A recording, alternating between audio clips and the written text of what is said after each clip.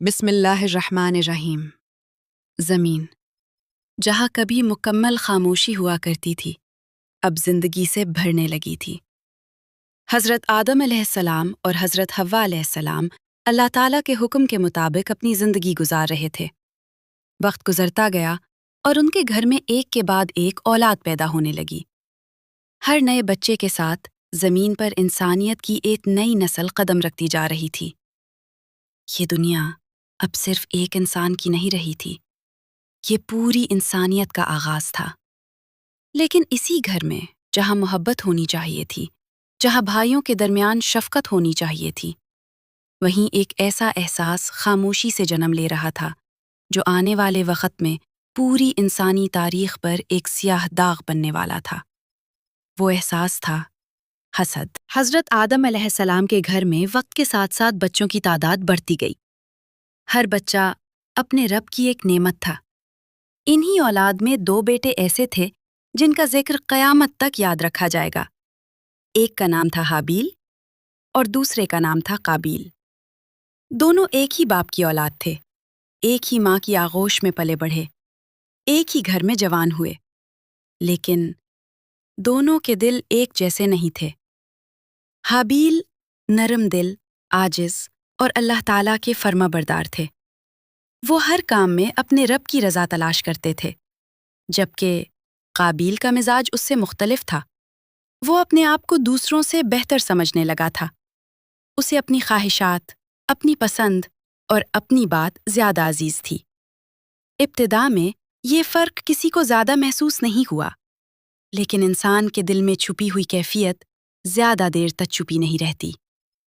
وقت گزرتا گیا اور پھر ایک ایسا دن آیا جب دونوں بھائیوں کے درمیان ایک ایسا معاملہ پیش آیا جس نے قابیل کے دل میں چھپی ہوئی آگ کو بھڑکا دیا۔ وہ آگ جسے دنیا حسد کے نام سے جانتی ہے۔ دن گزرتے رہے اور پھر ایک دن ایسا آیا جس نے دونوں بھائیوں کی زندگی ہمیشہ کے لیے بدل دی۔ بعض روایات کے مطابق اس زمانے میں حضرت آدم علیہ السلام کی اولاد کے نکاح کا طریقہ آج کے زمانے سے مختلف تھا۔ ہر بار حضرت حوا علیہ السلام کے ہاں ایک لڑکا اور ایک لڑکی پیدا ہوتے تھے، اللہ تعالیٰ کے حکم سے۔ ایک حمل کی لڑکی کا نکاح دوسرے حمل کے لڑکے سے کیا جاتا تھا، لیکن اپنی ہی جڑواں بہن سے نکاح کی اجازت نہیں تھی۔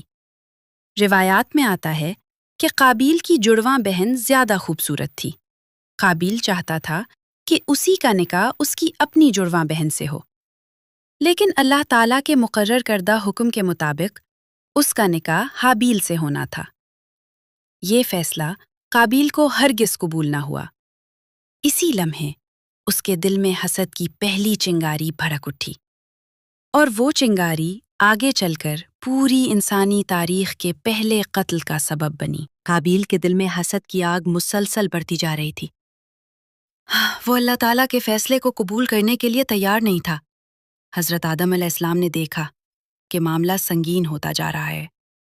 انہوں نے دونوں بیٹوں کو اپنے پاس بلایا، پھر فرمایا، اگر تم دونوں اپنے آپ کو حق پر سمجھتے ہو تو اپنے رب کے حضور قربانی پیش کرو۔ یہ فیصلہ کسی انسان کا نہیں تھا، یہ فیصلہ اللہ تعالیٰ کی بارگاہ میں ہونا تھا۔ اس زمانے میں جب اللہ تعالیٰ کسی بندے کی قربانی قبول فرماتے تو آسمان سے ایک آگ آتی اور اس قربانی کو جلا دیتی، اور یہی قبولیت کی نشانی ہوتی تھی۔ حابیل اپنے رب کی رضا کے لیے اپنی بہترین قربانی تیار کرنے لگے۔ ان کے دل میں نہ غرور تھا، نہ خوف، صرف اللہ تعالیٰ کو راضی کرنے کی خواہش تھی۔ لیکن دوسری طرف قابیل اب بھی اپنے دل کے حسد سے باہر نہیں نکل سکا۔ وہ ظاہراً قربانی تو تیار کر رہا تھا، مگر اس کے دل میں اخلاص نہیں تھا۔ اب دونوں بھائی اپنی اپنی قربانی لے کر اللہ تعالیٰ کی بارگاہ میں حاضر ہونے والے تھے۔ کیا اللہ تعالیٰ دونوں کی قربانی قبول فرمائیں گے، یا صرف ایک قربانی قبول ہوگی؟ اور وہی لمحہ پوری انسانی تاریخ کے پہلے قتل کی بنیاد بنے گا۔ یہ جانیں گے ایپیسوڈ 2 میں۔